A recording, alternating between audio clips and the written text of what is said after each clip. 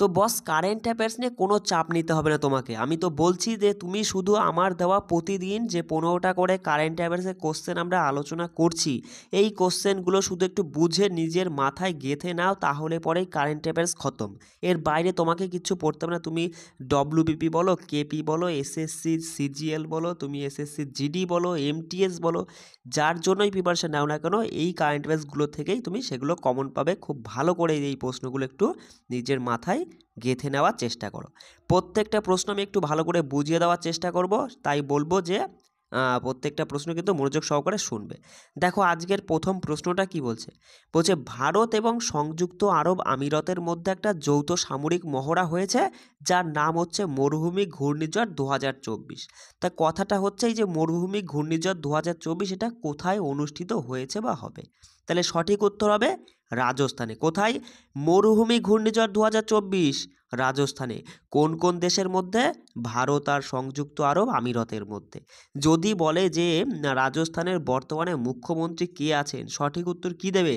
যে রাজস্থানের বর্তমানে মুখ্যমন্ত্রী রয়েছে ভজনলাল শর্মা, আর গভর্নরের কথা বললে কালরাজ মিশ্র। এই দুটো পয়েন্টও কিন্তু তুমি অবশ্যই মাথায় রাখবে। চলো পরবর্তী প্রশ্ন কি বলছে। বলছে কে পরবর্তী পশ্চিমী নৌবাহিনীর, কি বললাম, পশ্চিমী নৌবাহিনীর কমান্ডার হতে চলেছেন। এইটুকু তুমি জাস্ট মাথায় রাখবে যে পশ্চিমী নৌবাহিনীর কমান্ডার হতে চলেছে। তাহলে সঠিক উত্তর হবে অপশান 4, যে vice admiral S J Singh. কি বললাম? Vice admiral S J Singh. S J Singh. S J Singh যিনি হচ্ছেন পশ্চিমী কমান্ডার, মানে পশ্চিমী নৌবাহিনীর কমান্ডার হতে চলেছেন, এটা কিন্তু মাথায় রাখবে। দেখো তারপরে প্রশ্ন কি বলছে। বলছে কে 1 জানুয়ারি 2024 চেতক ক্রপসের কমান্ড গ্রহণ করেছেন। তাহলে এই যে চেতক ক্রপস, দেখো প্রত্যেকটা প্রশ্নের মধ্যে কিন্তু একটা মূল পয়েন্ট থাকে, সেই মূল পয়েন্টটা দিয়ে তুমি পুরো প্রশ্নটা মাথায় রাখবে।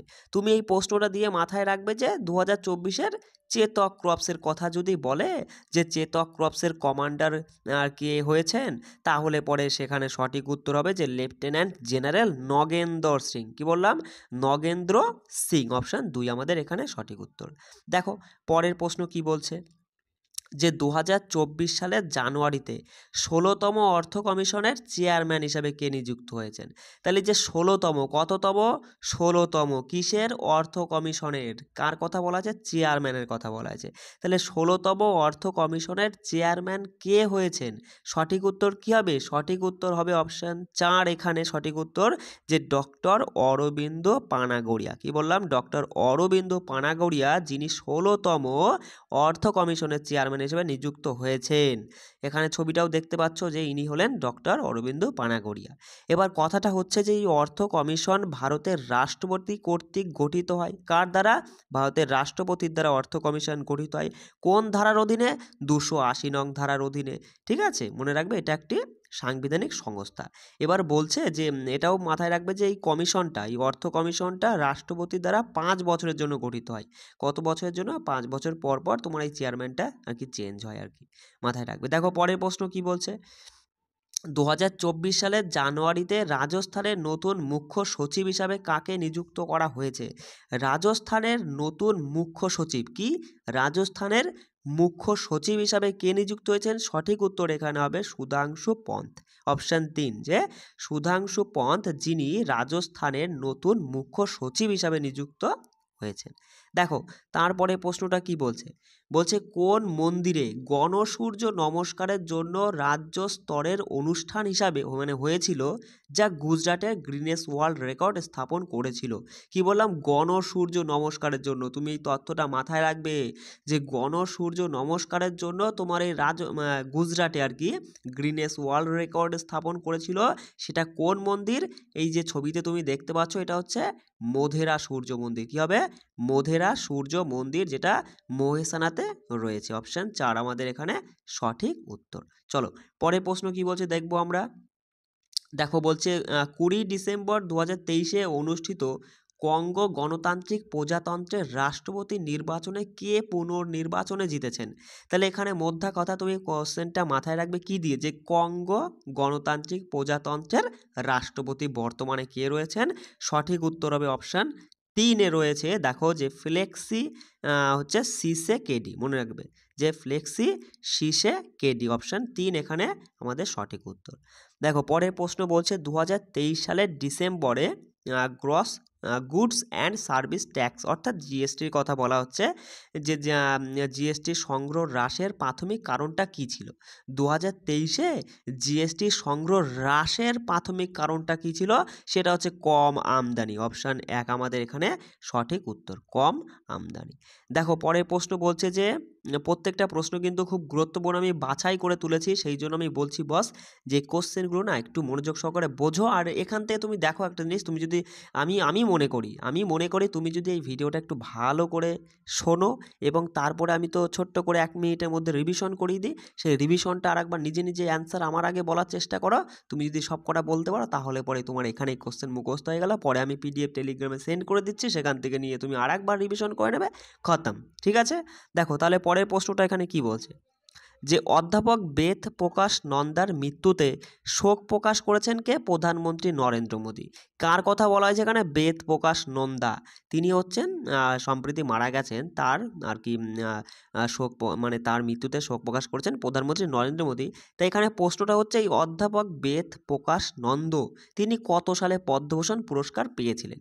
তাহলে এখানে সঠিক উত্তর মাথায় রাখবে যে তিনি, অপশান দেখো 2018 হবে, অপশান 4এই রয়েছে 2018 সালে অধ্যাপক বেদপ্রকাশ নন্দা তিনি 2018-তে তোমার হচ্ছে পদ্মভূষণ পুরস্কারটা পেয়েছে, ঠিক আছে? চলো পরের প্রশ্ন দেখো কি বলছে, বলছে হিমাচল প্রদেশের তোমার হচ্ছে সিরমাউর জেলার কথা এখানে বলছে, যে হিমাচল প্রদেশের সিরমাউর জেলার কোন সম্প্রদায়কে সম্প্রতি তপশিলি উপজাতির মর্যাদা দেওয়া হয়েছে?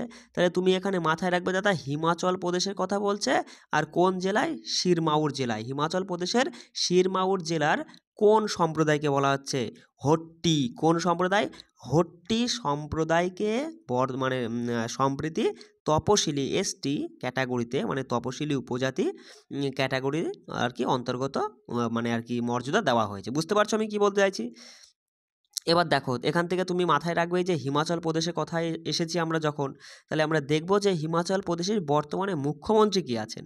তাহলে সঠিক উত্তর হবে যে সুখবিন্দর সিং সুখু হচ্ছেন হিমাচল প্রদেশের বর্তমানে মুখ্যমন্ত্রী। আর গভর্নরের কথা বললে পরে শিব প্রস্তাব শুক্লা, ঠিক আছে? শিব প্রস্তাব শুক্লা যিনি হচ্ছেন হিমাচল প্রদেশের বর্তমান গভর্নর, ঠিক আছে? এবার দেখো পরের প্রশ্ন কি বলছে, পরের প্রশ্নটা বলছে যে কৃষি বিজ্ঞানে অবদানের জন্য কে এম এস স্বামীনাথন পুরস্কারে ভূষিত হন? তাহলে এম এস স্বামীনাথন পুরস্কারে ভূষিত হন কিসের জন্য? কৃষি বিজ্ঞানে অবদানের জন্য। এখানে কার কথা বলা হয়েছে? সঠিক উত্তর হবে অধ্যাপক বি আর কম্বোজ। কি বললাম? অধ্যাপক বি আর কম্বোজ যিনি কৃষি বিজ্ঞানে অবদানের জন্য এম এস স্বামীনাথন পুরস্কারে ভূষিত হয়েছে, ঠিক আছে? দেখো তারপরে প্রশ্নটা বলছে যে পরবর্তী কোন বছরে বেটি বাঁচাও বেটি পড়াও যোজনা চালু করা হয়েছিল? বেটি বাঁচাও বেটি পড়াও যোজনা তুমি তো জানোই, চোখ কান বুঝে বলে দিবা, 2015 সালে প্রধানমন্ত্রী নরেন্দ্র মোদী এটা চালু করেছিলেন, বেটি বাঁচাও বেটি পড়াও, ঠিক আছে? চলো তারপরে বলছে দেখো ভারতে 1 মিনিট বস, হ্যাঁ, ভারতীয় পুনর্বীকরণযোগ্য শক্তির উৎস মানে শক্তি উন্নয়ন সংস্থা আর কি, ভালো করে প্রশ্ন বোঝো, যে ভারতীয় পুনর্বীকরণযোগ্য শক্তি উন্নয়ন সংস্থার বর্তমানে চেয়ারম্যান এবং ব্যবস্থাপনা পরিচালক কে রয়েছে? তাহলে সঠিক উত্তর এখানে কি হবে? প্রদীপ কুমার দাস, মাথায় রাখবে প্রদীপ কুমার দাস যিনি বর্তমানে তোমার এই যে পুনর্বীকরণযোগ্য ভারতীয় পুনর্বীকরণযোগ্য শক্তি উন্নয়ন সংস্থার এমডি এবং সিএমডি, ঠিক আছে? এটা মাথায় চেয়ারম্যান এবং তোমার হচ্ছে এমডি রয়েছেন আর কি। আচ্ছা দেখো তারপরেরটা কি বলছে, হ্যাঁ বলছে কোন কেন্দ্রশাসিত অঞ্চল প্রধানমন্ত্রী বিশ্বকর্মা যোজনা বাস্তবায়নে দেশের প্রথম হয়ে উঠেছে? এখানে কেন্দ্রশাসিত অঞ্চলের কথা বলছে, আর প্রধানমন্ত্রী বিশ্বকর্মা যোজনা বাস্তবায়নের জন্য দেশের প্রথম হয়ে উঠেছে জম্মু কাশ্মীর কেন্দ্রশাসিত অঞ্চল। আচ্ছা বলো জম্মু কাশ্মীরের বর্তমানে লেফটেন্যান্ট গভর্নর কে রয়েছে? জম্মু কাশ্মীরের বর্তমান লেফটেন্যান্ট গভর্নর রয়েছে মনোজ সিনহা, ঠিক আছে? এটা কিন্তু মাথায় রাখবে। দেখো আজকে শেষ প্রশ্ন, তাহলে আমাদের 15টা প্রশ্ন কমপ্লিট হয়ে যাচ্ছে। যে বিদেশ মন্ত্রকের তোমার হচ্ছে নবনিযুক্ত মুখপাত্রকে, তাহলে বিদেশ মন্ত্রকের নবনিযুক্ত মুখপাত্র হচ্ছে রণধীর জয়সওয়াল। ঠিক আছে, অপশান 2 এখানে সঠিক উত্তর, দেখতেই পাচ্ছ রণধীর জয়সওয়াল। চলো এবার আমরা কি করব, আমরা তো জানি প্রত্যেকটা দিন আমরা পড়ে নিয়ে একবার রিভিশন করে নিই। তাহলে তুমি এখানে মাথায় রাখবে যে ভারত আর আরবের মধ্যে মানে সংযুক্ত আরব আমিরাতের মধ্যে এই যে মরুভূমি ঘূর্ণিঝড় 2024 রাজস্থানে হয়েছে। তারপরে মাথায় রাখবে যে পশ্চিমী নৌবাহিনীর কমান্ডার হতে চলে মানে হয়েছেন কে, অপশান 4এই রয়েছে, তুমি বলবে যে ভাইস অ্যাডমিরাল S.J. সিং। তারপরে বলবে যে চেতক ক্রপসের কমান্ডো হিসাবে গ্রহণ করেছেন লেফটেন্যান্ট জেনারেল নগেন্দ্র সিং। তারপরে তুমি দেখবে যে 16তম অর্থ কমিশনার, ঠিক আছে তুমি নিজে অ্যান্সার করো, আমি আর দাগ দিচ্ছি না। 16তম অর্থ কমিশনার চেয়ারম্যান বলে ফেলো কী হবে, অপশান দেখলেই বলবে ডক্টর অরবিন্দ পানাগাড়িয়া। তারপরে তুমি বলো যে রাজস্থানের নতুন মুখ্য সচিব হিসাবে কাকে নিযুক্ত করা হয়েছে, বলে ফেলো কোনটা অপশান হবে। অপশান ঠিক, একদম ঠিক ধরেছো যে অপশান 3 সুধাংশু পন্থ। তারপরে বলে যে গণসূর্য নমস্কারের জন্য গুজরাটের গ্রিনেস ওয়ার্ল্ড রেকর্ড পেয়েছে কোন মন্দিরটা, অপশান দেখলেই সঙ্গে সঙ্গে বলতে পারবে, বলো। অপশান 4এই রয়েছে যে মধেরা সূর্য মন্দির। তারপরে বলে ফেলো যে কঙ্গো গণতান্ত্রিক প্রজাতন্ত্রের তোমার বর্তমানে রাষ্ট্রপতিকে, দেখলেই বলতে পারবে যে ফ্লেক্সি সিসেকেডি। আচ্ছা, তারপরে কোশ্চেনটা আমরা দেখেছিলাম যে জিএসটি তোমার হচ্ছে সংগ্রহ হ্রাসের প্রাথমিক কারণটা ছিল কম আমদানি, তাই না? আচ্ছা, তারপরে এই যে এখানে আমরা দেখলাম যে অধ্যাপক বেদ প্রকাশ নন্দার মৃত্যুতে শোক প্রকাশ করেছেন প্রধানমন্ত্রী নরেন্দ্র মোদী। তাই এই যে অধ্যাপক বেদ প্রকাশ নন্দা পদ্মভূষণ পুরস্কারটা পায় 2018, একদম ঠিক ধরেছ। আচ্ছা, বলছে হিমাচল প্রদেশের তোমার হচ্ছে কোন উপজাতি তপশিলি উপজাতির মধ্যে পড়ছে মানে আর কি মর্যাদা লাভ করেছে, ভট্টি উপজাতি। এই যে মুখ্যমন্ত্রী, গভর্নর, এগুলো কিন্তু মাথায় রাখবে, ঠিক আছে। আচ্ছা, কৃষি বিজ্ঞানে অবদানের জন্য MS স্বামীনাথন পুরস্কার কে পেয়েছে, এই যে BR কম্বোজ, অপশান 2-এ রয়েছে। বেটি বাঁচাও বেটি পড়াও যোজনা বলতেই পারছো 2015-তে। আর ভারতীয় পুনর্বীকরণযোগ্য শক্তি উন্নয়ন সংস্থার চেয়ারম্যান বর্তমানে রয়েছেন কে, অপশান দেখলেই বলবে অপশান 3 যে প্রদীপ কুমার দাস। তারপরে বলো যে কেন্দ্রায়িত অঞ্চল প্রধানমন্ত্রী বিশ্বকর্মা যোজনা বাস্তবায়নের দেশের মধ্যে কোনটা, কোন কেন্দ্রায়িত অঞ্চল, সেটা হচ্ছে জম্মু কাশ্মীরের কথা বলা হচ্ছে। আর বিদেশ মন্ত্রকের নবনিযুক্ত মুখপাত্র বর্তমানে রণধীর জয়সওয়াল। ঠিক আছে, চলো আমরা আরেকবার রিভিশন করে নিলাম। যদি ক্লাসটা ভালো লাগে আর এইরকমভাবে আমরা প্রত্যেকটা ক্লাস করে নেব, একটু ভালো করে বুঝে নেওয়ার চেষ্টা করব ম্যাথ, GI এবং GKও। ঠিক আছে, যদি ভালো লাগে আমার পাশে থেকো। আর কি বলবো, সবাই ভালো করে কিন্তু প্রিপারেশন নিও, চাকরি আমাদেরকে একটা নিতেই হবে। জয় হিন্দ।